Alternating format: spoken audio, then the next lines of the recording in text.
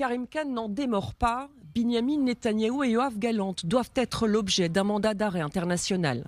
Et au plus vite. Le procureur de la CPI a demandé au juge de se prononcer d'urgence sur la question.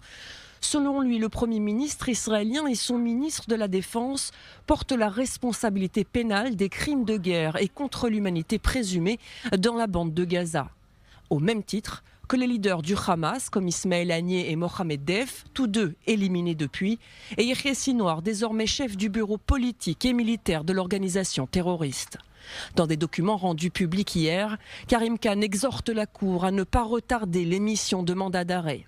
Tout retard injustifié dans cette procédure porte atteinte aux droits des victimes. Le procureur de la CPI affirme également que le tribunal est compétent pour entendre des citoyens israéliens qui commettent des crimes dans les territoires palestiniens et a demandé au juge de rejeter les recours judiciaires déposés par plusieurs dizaines de gouvernements et d'autres partis. Cette affirmation contredit les dispositions établies dans les accords d'Oslo, selon lesquels Israël enquête sur les crimes de guerre qu'auraient commis ses citoyens.